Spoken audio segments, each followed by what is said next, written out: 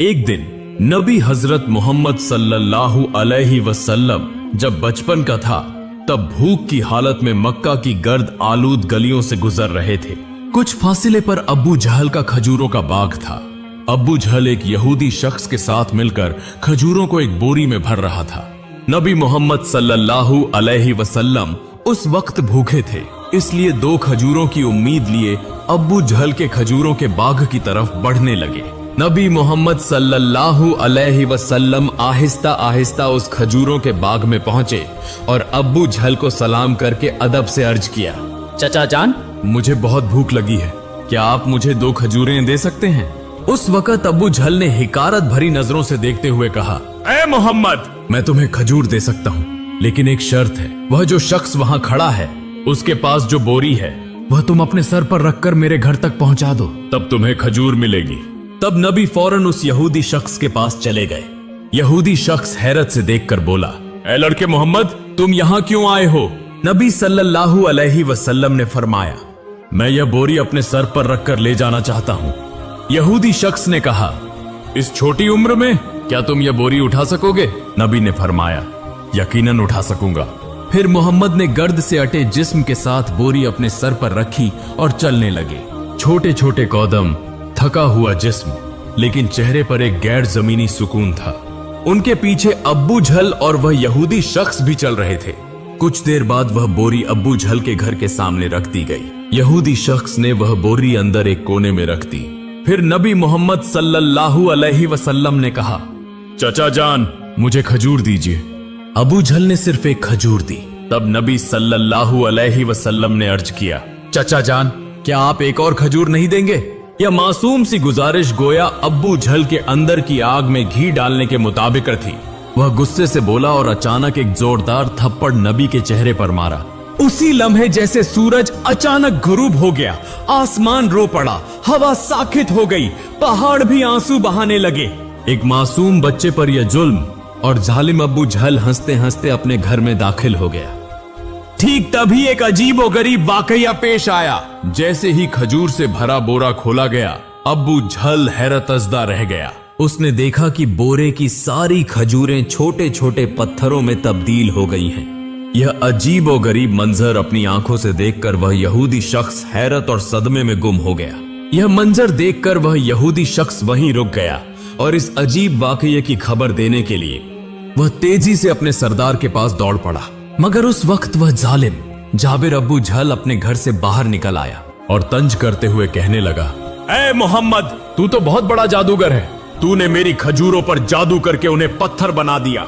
नबी मोहम्मद सल्लल्लाहु अलैहि वसल्लम ने नर्म आवाज में सर झुकाकर फरमाया, चचा जान, मुझे तो कुछ मालूम नहीं। यह बात सुनते ही जालिम अब्बू जहल ने एक और तमाचा मारा।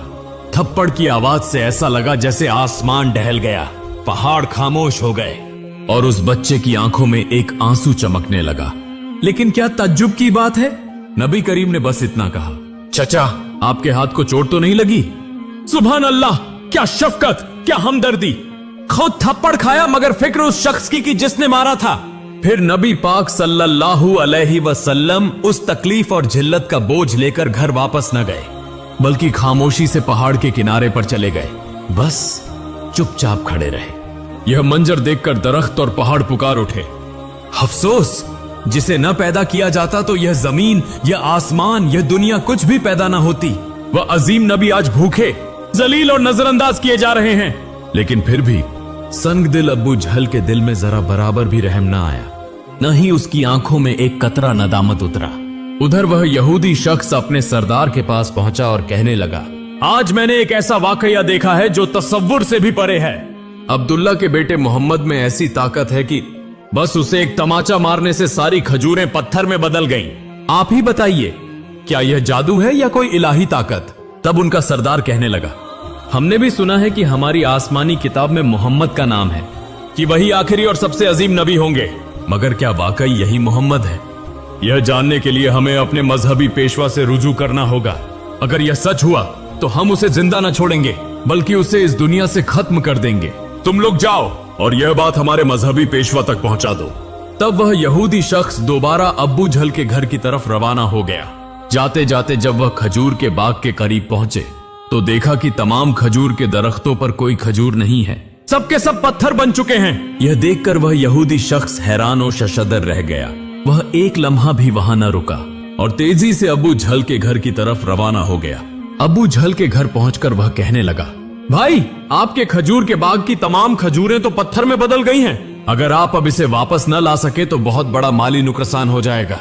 इसका वहीदा हल यही है कि मोहम्मद से माफी मांगो। मगर अबू झल माफी मांगने वाला शख्स नहीं था। वह जालिम और बहुत चालाक था। उसने चालाकी से कहा, ठीक है, चलो हम मोहम्मद के घर जाकर देखते हैं। यह कहते हुए वह नबी मोहम्मद सल्लल्लाहु अलैहि व आलिहि वसल्लम के घर की तरफ रवाना हुए। नबी मोहम्मद सल्लल्लाहु अलैहि वसल्लम उस वक्त अपने चचा अबू तालिब के साथ रहते थे। चचा अबू तालिब उस वक्त घर में अकेले थे। कुछ ही देर बाद अबू झल वहां आ पहुंचा और कहने लगा, ए अबू तालिब, मोहम्मद ने यह जादू कहां से सीखा है? वह तो बहुत बड़ा जादूगर निकला। उसने मेरी तमाम खजूरें पत्थर बना दी हैं। कहां गया है? क्या तुम्हें कुछ पता है? कहीं किसी पहाड़ के किनारे जंगल के शेर या रीछ ने तो नहीं खा लिया? यह सुनते ही चचा अबू तालिब ने देर न की और नबी को तलाश करने निकल पड़े। उधर नबी मोहम्मद सल्लल्लाहु अलैहि वसल्लम पहाड़ के किनारे बैठे रो रहे थे और कह रहे थे, अगर आज मेरे वालिदैन जिंदा होते तो कोई मेरे साथ ऐसा सुलूक न करता। मैं आज बहुत तन्हा हूँ। नबी का रोना देखकर जंगल के शेर, रीछ, हिरन वहां आ गए।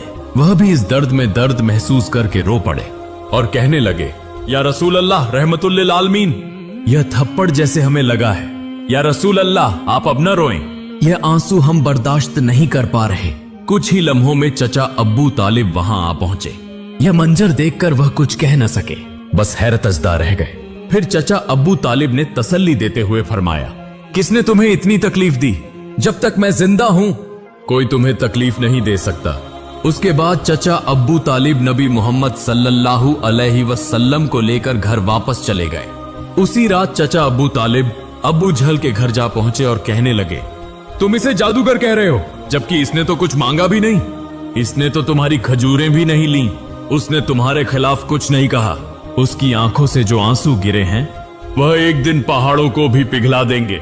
यह कहकर वह वहां से चले गए। यह सुनकर अब्बू झल कोई जवाब न दे सका, क्योंकि इसमें कुछ ऐसा जरूर था जो अब्बू झल महसूस कर रहा था, मगर वह इसे तस्लीम नहीं करना चाहता था। दरअसल अब्बू झल एक झूठा और जालिम इंसान था। उसी रात मक्का के आसमान पर एक रोशन रोशनी देखी गई। सबने समझा शायद कोई सितारा टूटा है, मगर दरहकीकत फरिश्ते एक एक करके नाजिल हो रहे थे। एक फरिश्ता दूसरे से कहने लगा, उसकी आंखों के आंसू से एक दिन अजीम किताब नाजिल होगी। यही सबसे अजीम इंसान और आखिरी नबी होगा जो पूरी दुनिया के लिए रहमत बनकर आएगा। उधर यहूदी को जब इस मौजिजाती वाकये की खबर सुनी तो उन्होंने नबी को कत्ल करने की साजिश करना शुरू कर दी, क्योंकि वह चाहते थे कि आखिरी नबी उनके कबीले में पैदा हो, मगर ऐसा न हुआ। उनमें से एक यहूदी शख्स अपने मजहबी पेशवा के पास गया और उसे तमाम वाकया तफसील से बताया। तब उनका पेशवा कहने लगा, मैं इसे पहचान गया हूँ। यही वह नबी है जिसका जिक्र हमारी किताबों में है। उसकी दो निशानियां हैं, एक उसके कंधे पर मुहर नबूवत और दूसरी उसकी निगाहों में रहमत। किसी ने पूछा, तो क्या आप ईमान लाएंगे? वह खामोश हो गया, सर झुका लिया, फिर सिर्फ इतना कहा, हम नहीं चाहते थे कि वह हमारे कबीले में आए, उसी लिए हम सच्चाई का इनकार करेंगे। दूसरी तरफ हर साल चचा अबू तालिब तिजारत की गरज से शाम का सफर किया करते थे। उस दिन भी अबू तालिब शाम की तिजारती सफर की तैयारी कर रहे थे। उसी वक्त मोहम्मद सल्लल्लाहु अलैहि व आलिहि वसल्लम आकर कहने लगे, चचा जान, मैं भी आपके साथ शाम के सफर पर जाना चाहता हूँ। अबू तालिब उनकी बात टाल न सके। चुनांचे अगले दिन वह तिजारती सफर पर रवाना हुए। कुछ मंजिलें तय करने के बाद तिजारती काफिला बुसरा नामी एक मकाम पर पहुंचा और वहां आराम करने लगा। उस मकाम से कुछ फासिले पर ईसाइयों का एक गिरजा था, जिसमें एक बहुत बड़ा आलिम दीन रहता था, जो उस जमाने का अजीम तरीन पादरी माना जाता था। जब काफिला वहां से गुजरने लगा तो उस ईसाई पेशवा ने गौर से देखा कि काफिले के साथ एक ऐसा नौजवान है जो बिल्कुल अलग नजर आता है। उसके बिल्कुल ऊपर एक बादल का टुकड़ा मौजूद था, जो उसके सर पर साया फगन करते हुए साथ साथ चल रहा था। यह देखकर वह ईसाई पेशवा हैरान रह गया।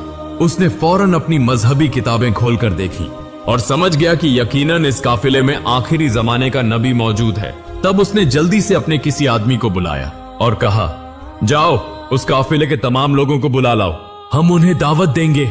यह सुनकर वह आदमी गया और काफिले के लोगों से कहने लगा, प्यारे भाइयों, हमारे मजहबी पेशवा ने आप सबको दावत पर बुलाया है, बराहे करम यह दावत कबूल करें। फिर काफिले के तमाम अफराद वहां गिरजा में आ गए। ईसाई पेशवा ने सबको खूब खाना खिलाया। कुछ देर बाद उसने अब्बू तालिब से कहा, ए काफिले के सरदार, यकीनन इसके वालिदैन का इंतकाल हो चुका है।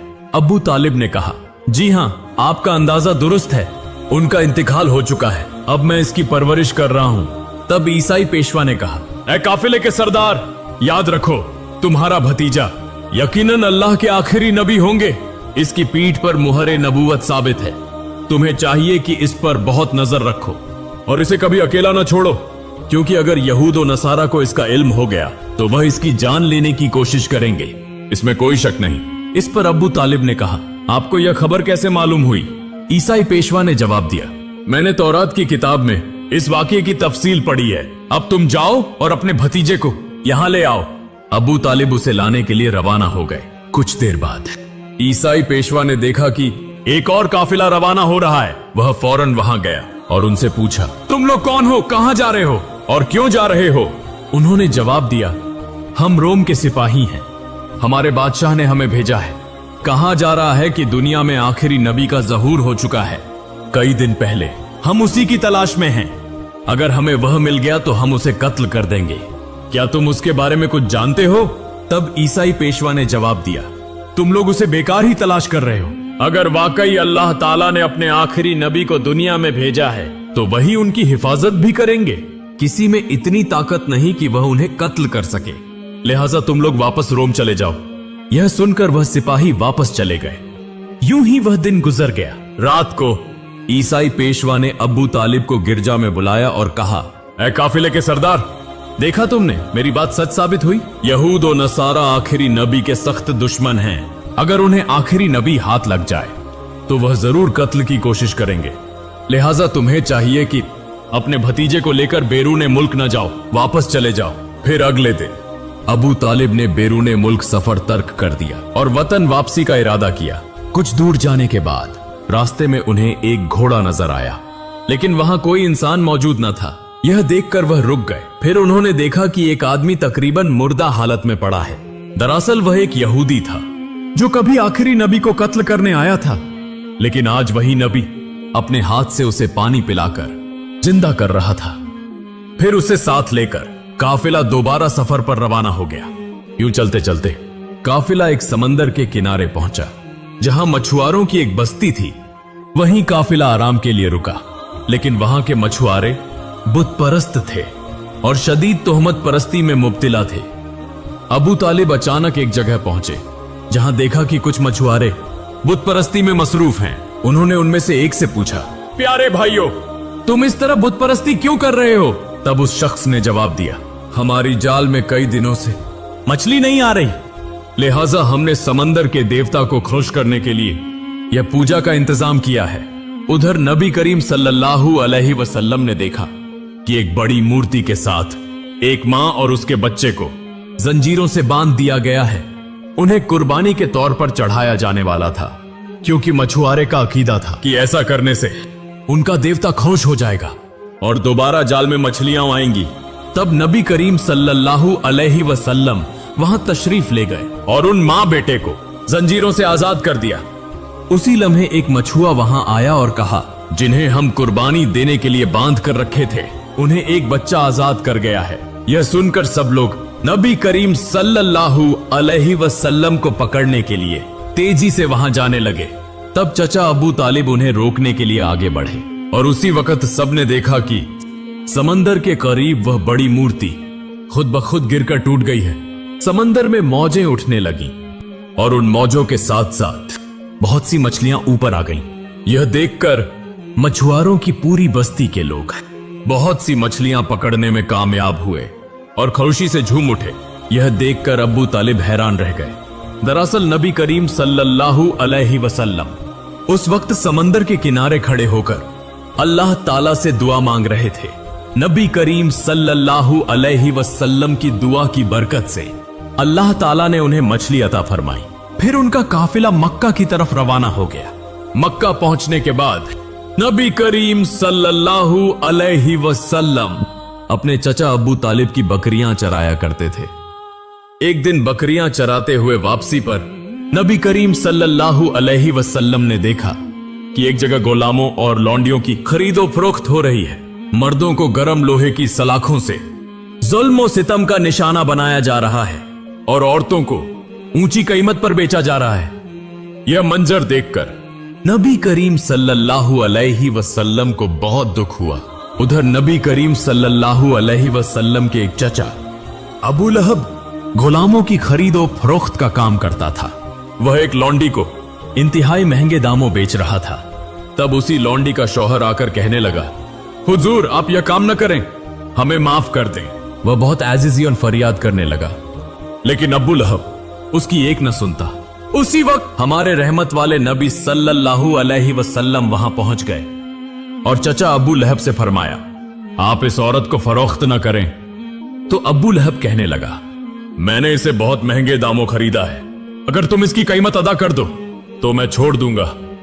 तब नबी करीम सल्लल्लाहु अलैहि वसल्लम ने उसकी कीमत अदा कर दी और उस दिन वह औरत नबी करीम सल्लल्लाहु अलैहि वसल्लम की वजह से आजाद हो गई। इसके बाद मक्का में तवील अरसे से बारिश नहीं हो रही थी। मक्का के बड़े बड़े सरदार इकट्ठे होकर कहने लगे, मक्का में बहुत दिनों से बारिश नहीं हो रही, हमारे बच्चे मर रहे हैं, जानवर और परिंदे मर रहे हैं, लिहाजा हम सब कसम खा रहे हैं कि हम सब मिलकर काबा के पास जाएंगे और वहां जाकर बारिश की दुआ करेंगे। जब तक बारिश ना आ जाए हम वहां से वापस नहीं आएंगे। यह बात कहने के बाद सब लोग एक एक करके काबे की तरफ जाने लगे। चचा अबू तालिब भी जाने वाले थे। तब मोहम्मद सल्लल्लाहु अलैहि वसल्लम ने चचा अबू तालिब से पूछा, चचा जान आप कहां जा रहे हैं? चचा अबू तालिब ने कहा, ए मोहम्मद हमारा मक्का सूख गया है, बहुत दिनों से बारिश नहीं हुई, सब लोग एक के बाद एक मर रहे हैं, उसी लिए हम बारिश के लिए काबे के करीब जा रहे हैं। तब मोहम्मद सल्लल्लाहु अलैहि वसल्लम ने कहा, चचा जान आप मुझे भी साथ ले चलें।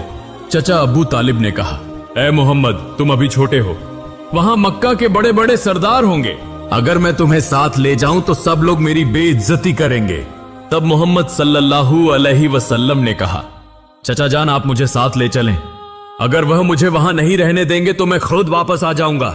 मोहम्मद सल्लल्लाहु अलैहि वसल्लम की यह बात सुनकर चचा अब्बू तालिब कुछ कह न सके। दरअसल वह उन्हें बहुत चाहते थे, उसी लिए उन्होंने मोहम्मद सल्लल्लाहु अलैहि वसल्लम को लेकर काबे की तरफ रवाना हुए। कुछ देर बाद वह काबे के पास पहुंचे। देखा कि मक्का के बड़े बड़े सरदार वहां जमा हैं। आसपास मर्दों ख्वातीन सब मौजूद थे, क्योंकि उन्होंने कसम खाई थी कि बारिश न होने तक काबे को नहीं छोड़ेंगे। मक्का के बड़े सरदार बोलने लगे, ए अबू तालिब क्या तुम्हें मालूम नहीं, हमने यहां कसम खाई है, तुम ये छोटे को क्यों साथ ले आए? यहां इसकी कोई जरूरत नहीं। अबू तालिब ने कहा, ए मोहम्मद तुम पीछे चले जाओ। यह सुनकर मोहम्मद सल्लल्लाहु अलैहि वसल्लम पीछे हट गए। फिर मक्का के बड़े सरदार सब मिलकर बोले, ए खालिक काबा हमें पानी का बंदोबस्त करो, हम मजीद बर्दाश्त नहीं कर सकते। उसी तरह रात गुजरी, लेकिन बारिश न हुई। सुबह गुजरकर दोपहर हो गई, बारिश न हुई और काबा का घर भी गर्म होना शुरू हो गया। इस दौरान 3 लोग गर्मी बर्दाश्त न कर सके और गर्मी की शिद्दत से बेहोश हो गए। कुछ लोगों ने उन्हें ले जाकर इलाज करवाया। उसी दौरान मोहम्मद सल्लल्लाहु अलैहि वसल्लम चचा अबू तालिब के पीछे लग गए। जब चचा अबू तालिब पीछे मुड़े तो देखा मोहम्मद सल्लल्लाहु अलैहि वसल्लम वहां खड़े हैं। वह बहुत गुस्से में आ गए और बोले, ए मोहम्मद तुम यहां क्या कर रहे हो? तब मोहम्मद सल्लल्लाहु अलैहि वसल्लम ने कहा, चचा जान मुझे आने दो, मैं जानता हूं कि अल्लाह ताला पानी बरसाएगा। तब चचा अबू तालिब बोले, यहां मक्का के बड़े बड़े सरदार मौजूद हैं, वह सब पानी मांग रहे हैं, लेकिन कुछ नहीं हो रहा, और तुम अभी इस उम्र में क्या करोगे? अगर तुम चाहो तो पानी होगा, यह मुमकिन नहीं, इसलिए तुम पीछे चले जाओ। यह बात सुनकर मोहम्मद सल्लल्लाहु अलैहि वसल्लम फिर पीछे हट गए। इसके बाद वह सब दोबारा मिलकर बोले, ए खालिक काबा हमें पानी का बंदोबस्त करो, लेकिन बारिश न हुई। तब सब थक कर एक जगह आराम कर रहे थे।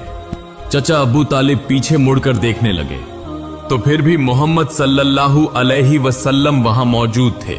वह बहुत गुस्से में बोले, ए मोहम्मद, तुम दोबारा यहां क्यों आए? मोहम्मद सल्लल्लाहु अलैहि वसल्लम ने कहा, चचा जान, मैं आपका पसीना पोंछने आया हूं। यह सुनकर चचा अब्बू तालिब को मोहम्मद सल्लल्लाहु अलैहि वसल्लम पर बहुत रहम आया और उन्होंने उन्हें गले लगा लिया। तब मोहम्मद सल्लल्लाहु अलैहि वसल्लम ने कहा, चचा जान, मुझे एक बार काबे के पास जाने दो। अगर मैं गया तो अल्लाह ताला पानी बरसाएगा। वहां मौजूद मक्का के सरदारों में से एक ने यह बात सुन ली। मोहम्मद सल्लल्लाहु अलैहि वसल्लम जोर से बोले, ए मक्का वालों, देखो पानी आ रहा है। सब लोग हैरत से बोले, कहां पानी आया? हम सब गर्मी में मर रहे हैं और तुम कह रहे हो पानी आया? उनमें से एक ने कहा, ए मोहम्मद, तुम आगे बढ़ो। लेकिन दूसरे सरदारों ने कहा, अगर हम जैसे बड़े सरदार हैं और यह आगे चला गया तो हमारा वकार चला जाएगा। काफी बहस के बाद मोहम्मद सल्लल्लाहु अलैहि वसल्लम को काबे के सामने जाने की इजाजत दी गई। मोहम्मद सल्लल्लाहु अलैहि वसल्लम जब काबे के पास पहुंचे तो आसमान की तरफ देखकर अल्लाह से दुआ की। इतनी देर में मक्का में जोरदार बारिश होने लगी। देखते ही देखते मक्का के गिर्दो नवाह बारिश से भर गए। यह देखकर मक्का के लोग बहुत खुश हुए और बारिश में भीगते हुए अपने अपने घरों को लौट गए। मोहतरम नाज़रीन, एक बार गौर कीजिए, यह किस्सा सिर्फ तारीख नहीं, यह मोहब्बत, दर्द और तकवा की जिंदा मिसाल है। हमारे रहमत के नबी सल्लल्लाहु अलैहि वसल्लम ने कितनी तकलीफें बर्दाश्त की, फिर भी उन्होंने किसी को लानत नहीं दी, बस दुआ की, ऐ मेरे रब, मेरी उम्मत को माफ फरमा दे। वह नहीं जानते कि मैं कौन हूं। यही वह नबी हैं जिनकी मोहब्बत के बगैर जन्नत के दरवाजे किसी के लिए नहीं खुलेंगे। और आज हम इस दौर के मुसलमान कितना रोए हैं उनके लिए, कितना मोहब्बत करते हैं उनसे, कितना उनकी सुन्नत पर अमल करते हैं। एक बार सोचें, जिस नबी के दर्द पर पहाड़ रोए, दरख्त रोए, जानवर रोए, और हमारी आंखों से आंसू नहीं निकलते, हमारा दिल क्यों नहीं हिलता? मोहतरम नाज़रीन, आइए हम सब दुआ करें, अल्लाह ताला हम सबको इस रहमत वाले नबी की वसीले से माफ फरमाए। अल्लाह हमारी दुआ कबूल फरमाए, आमीन।